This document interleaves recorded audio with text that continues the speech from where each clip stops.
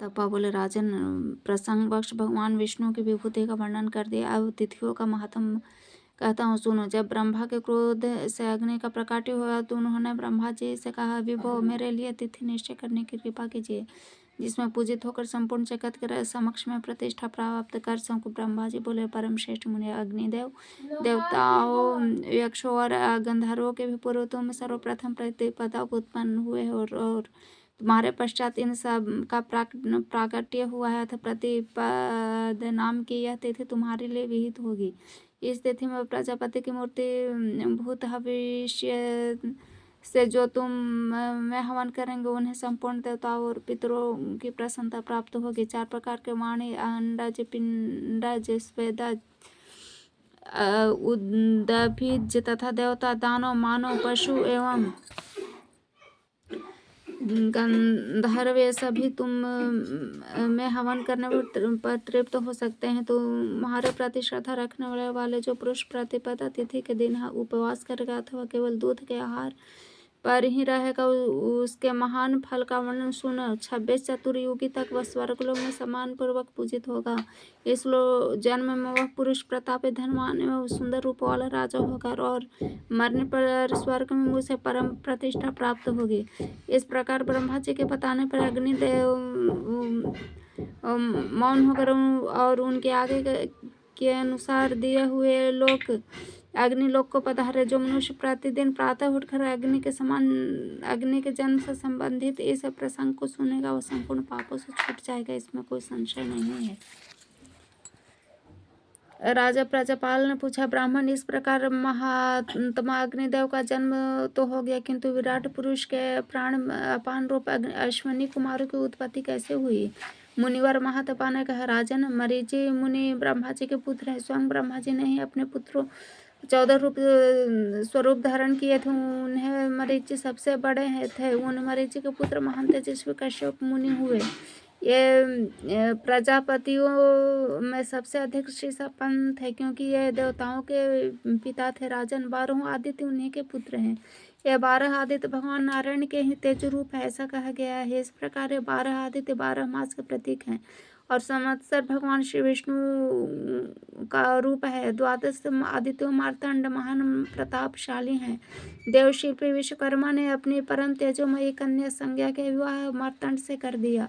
इनसे इनकी 2 संतानें उत्पन्न हुई जिनमें उनका पुत्र नाम यम और कन्या के नाम यमुना हुआ। संज्ञा से सूर्य का तेज सहा नहीं जा रहा था, अतः उसके मन में समान गति वाला घोड़ी का रूप धारण किया और अपनी छाया को सूर्य के घर में स्थापित कर उत्तर कुरु में चली गई। अब उनकी प्रतिष्ठा वहाँ रहने लगी। अब उनकी प्रतिछाया वहाँ रहने लगी। सूर्यदेव की उनसे भी 2 संतानें हुई, जिनमें से पुत्र शनि नाम से विख्यात हुआ और कन्या तप्ती नाम से प्रसिद्ध हुई। जब छाया संतानों की प्रति विषमता का व्यवहार करने लगी तो सूर्यदेव की आंखें क्रोध से लाल हो गई। उन्होंने छाया से कहा, भामिनी, तुम्हारा अपनी इन संतानों के प्रति विषमता का व्यवहार करना उचित नहीं है। सूर्य के ऐसा कहने पर भी जब छाया के विचारों में कोई परिवर्तन नहीं हुआ तो एक दिन अत्यंत दुखित होकर यमराज ने अपने पिता से कहा, तात, यह हम लोगों की माता नहीं है, क्योंकि हम दोनों क्योंकि अपने दोनों संतानों शनि और तप्ती उससे तो यह प्यार करती है और हम लोगों के लिए शत्रुता रखती है। वी माता के समान हम लोगों से विषमता पूर्वक व्यवहार करती है। उस समय यम की ऐसी बात सुनकर छाया क्रोध से भर गया और उसने यम को शाप दिया, तुम शीघ्र ही प्रेतों के राजा होगे। तब छाया के ऐसे कटु वचन सूर्य ने सुने तो पुत्र के कल्याण की कामना से बोले, उठो बेटा, चिंता की कोई बात नहीं है। तुम वहाँ मनुष्यों के धर्म और पाप का निर्णय करोगे और लोकपाल के रूप में स्वर्ग में भी तुम्हारी प्रतिष्ठा होगी। उस अवसर पर छाया के अति क्रोध हो जाने पर के कारण सूर्य का चित्त चंचल हो उठा, अतः उन्होंने बदले में शनि को शाप दे डाला, पुत्र माता के दोष से तुम्हारी दृष्टि में भी क्रूरता भरी रहेगी।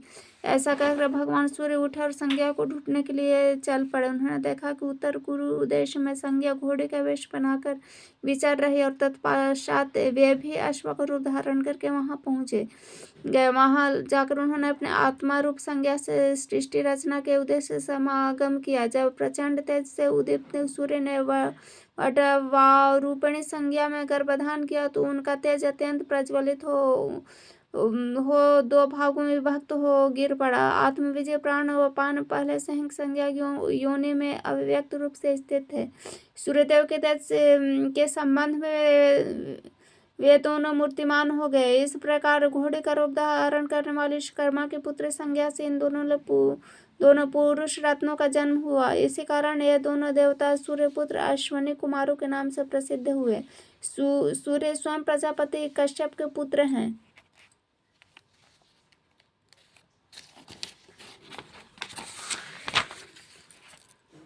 विश्वकर्मा के पुत्र संज्ञा उनकी पराशक्ति है। संज्ञा के शरीर में दोनों पहले मूर्त थे, अब सूर्य का अंश मिल जाने से मूर्तिमान हो गए। उत्पन्न होने के बाद वे दोनों अश्विनी कुमार सूर्य के निकट गए। उन्होंने अपने मन की अभिलाषा व्यक्त की, भगवान हम दोनों के लिए आपकी क्या आज्ञा है। सूर्य ने कहा, पुत्रों तुम दोनों देवश्रेष्ठ प्रजापति भगवान नारायण की भक्ति पूर्वक आराधना करो, वे देवाधिदेव तुम्हें अवश्य वर प्रदान करेंगे। इस प्रकार भगवान सूर्य के कहने पर अश्विनी कुमार अत्यंत कठिन तप करने में तत्पर हो गए। वे चित्त को समाहित कर ब्रह्मपार नामक स्तोत्र निरंतर जप करने लगे। बहुत समय तक तपस्या करने पर नारायण स्वरूप ब्रह्मा ने उनसे संतुष्ट हो गया और बड़े प्रेम से उन्हें वर दे दिया। राजा प्रजापालक ने कहा, ब्राह्मण अश्विनी कुमारों ने अभिव्यक्त जन्मा भगवान श्रीहरि की जिस स्तोत्र का आराधना की थी उसे मैं सुनना चाहता हूँ, आप उसे बताने की कृपा करें।